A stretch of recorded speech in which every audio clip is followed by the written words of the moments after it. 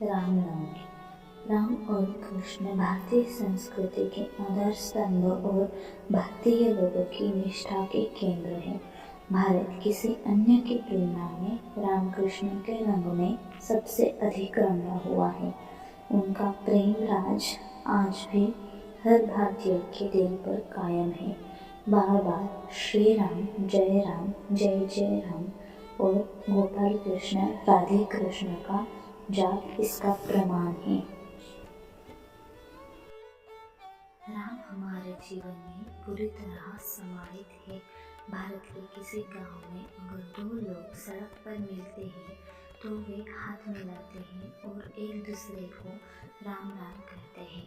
ईश्वर आस्था पर आधारित व्यक्ति, कार्य या संस्था के लिए हमारे यहाँ राम भरोसे की उक्ति प्रचलित है। राम राज्य शब्द का प्रयोग किसी भी सुव्यवस्थित एवं समृद्ध राज्य व्यवस्था के विकल्प के रूप में किया जाता है। मर्यादा पुरुषोत्तम राम का जन्म चैत्र शुद्ध नवमी को दोपहर 12 बजे हुआ था। श्री राम का जन्म दोपहर के समय और चिलचिलाती धूप में हुआ था। आत्मा और संसार को रोग, व्याधि और व्याधि से पीड़ित होने पर शांति और सुख देना। भगवान राम का जन्म प्रेम, पवित्रता और खुशी के पुंज के रूप में हुआ है। भारत में हर जगह राम का जन्मदिन बड़ी धूमधाम से मनाया जाता है, क्योंकि उनके जन्म और जीवन से संपूर्ण राष्ट्र को सम्मानजनक मार्गदर्शन मिला है। पुरुषोत्तम राम का जीवन हमें बताता है कि पारिवारिक, सामाजिक, नैतिक और राजनीतिक सीमाओं के बावजूद कोई व्यक्ति कैसे महान हो सकता है।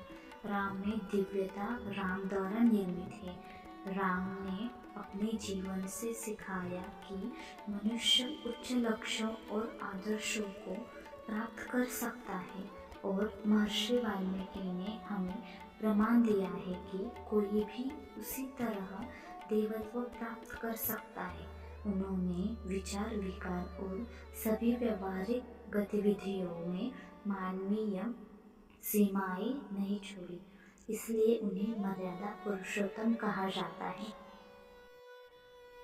महर्षि वाल्मीकि ने राम की जीवनी का वर्णन किया ताकि मनुष्य राम बनने के लक्ष्य और आदर्श को कायम रख सके। राम गुण और उनके समुच्चय के शिखर है।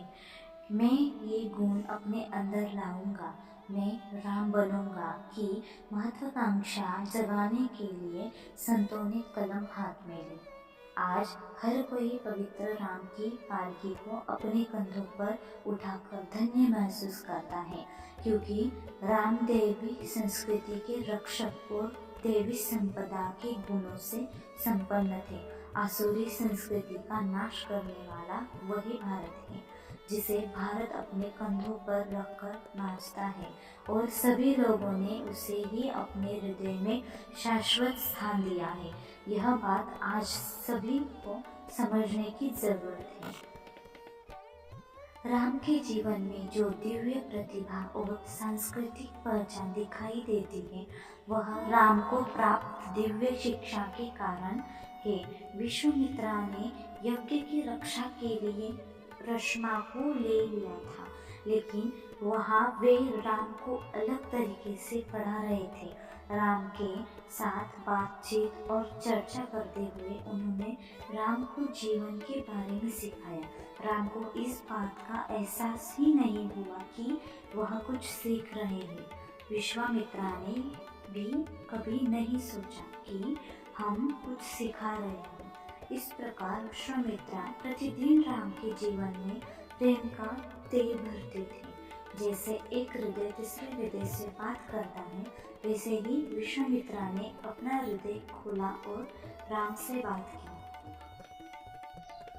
रामनवमी। राम और कृष्ण भारतीय संस्कृति के आधार स्तंभ और भारतीय लोगों की निष्ठा केंद्र है।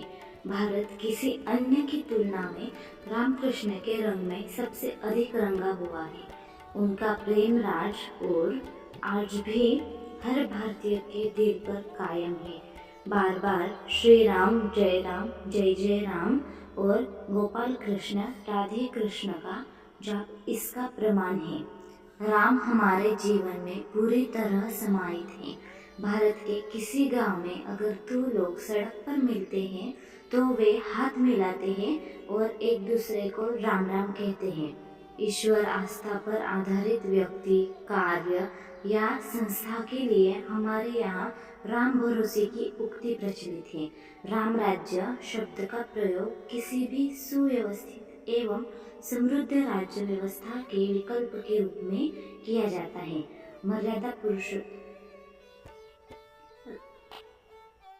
मर्यादा पुरुषोत्तम राम का जन्म चैत्र शुद्ध नवमी को दोपहर 12 बजे हुआ था। श्री राम का जन्म दोपहर के समय और चिलचिलाती धूप में हुआ था।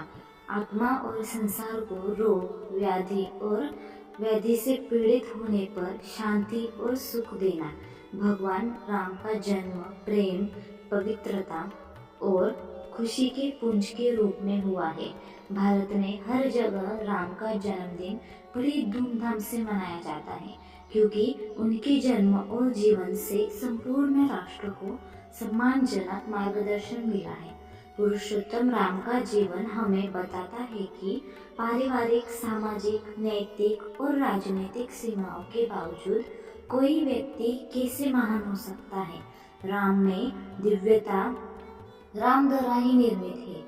राम ने अपने जीवन से सिखाया है और दिखाया है मनुष्य उच्च लक्ष्यों और आदर्शों को प्राप्त कर सकता है।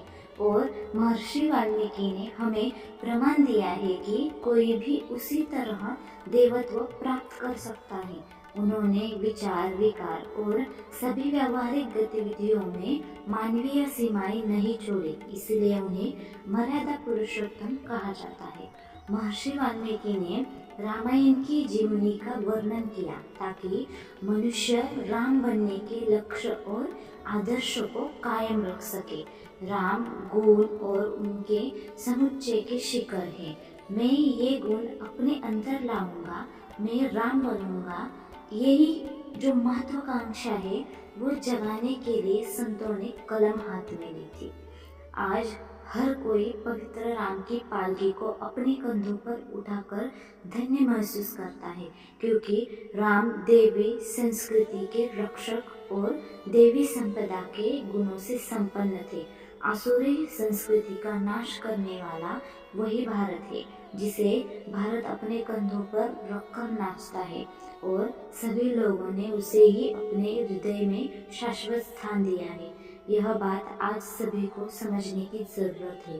राम के जीवन में जो दिव्य प्रतिभा और सांस्कृतिक पहचान दिखाई देती है, वह राम को प्राप्त दिव्य शिक्षा के कारण है।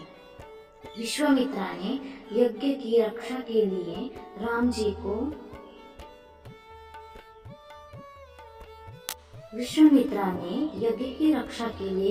को ले गए थे, लेकिन वहां वे राम को अलग तरीके से पढ़ा रहे थे। राम के साथ बातचीत और चर्चा करते हुए उन्होंने राम को जीवन के बारे में सिखाया। राम को इस बात का एहसास ही नहीं हुआ कि वह कुछ सीख रहे हैं। विश्वामित्रा ने सभी को और राम जी को विश्वामित्रा ने भी कभी नहीं सोचा कि हम कुछ सिखा रहे हैं। इस प्रकार विश्वामित्रा प्रतिदिन राम के जीवन में प्रेम का तेल भरते थे। जैसे एक हृदय दूसरे हृदय से बात करता है, वैसे ही विश्वामित्रा ने अपना हृदय खोला और राम से बात की। आज राम के जीवन के गुणों को समझे और समझ लिया जाए जो राम बनना चाहता है।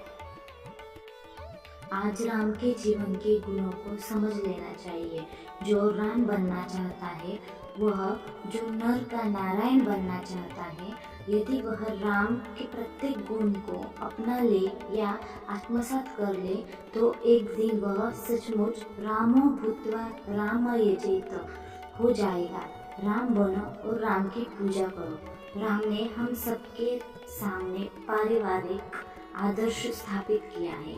हालांकि राम के 3 अन्य भाई भी थे, फिर भी हमने कभी उनके बीच झगड़े की बात नहीं सुनी, क्योंकि त्याग में आगे और भोग में पीछे रहना ही उनका जीवन मंत्र था। राम निस्वार्थता की पराकाष्ठा है, जहाँ हमेशा दूसरों के बारे में सोचा जाता है, बलिदान की तैयारी की जाती है, क्लेश झगड़े को सैकड़ों योजनाओं से दूर रखा जाता है। राम की मातृ पितृ भक्ति सचमुच अनुकरणीय है। हमने दुर्लभम भारतम जन्म, जिस भूमि पर जन्म लेना दुर्लभ है, उस भूमि का महत्व कौन समझाएगा। यह राम भक्तों का काम है। रामनवमी के दिन इस कार्य का संकल्प ले। यह कहा जाता है या फिर कहा जा सकता है कि रामनवमी सही मायने में तभी मनाई जाती है जब हम मानव जाति को प्रेरित और प्रोत्साहित करने वाले समुद्र के समान गंभीर, आकाश के समान विशाल और हिमालय के समान ऊंचे भगवान राम के जीवन के बारे में सोचे, उनके गुणों को जीवन में लाए, उनके विचारों और संस्कृति को समाज में संरक्षित रखे। हरे कृष्णा।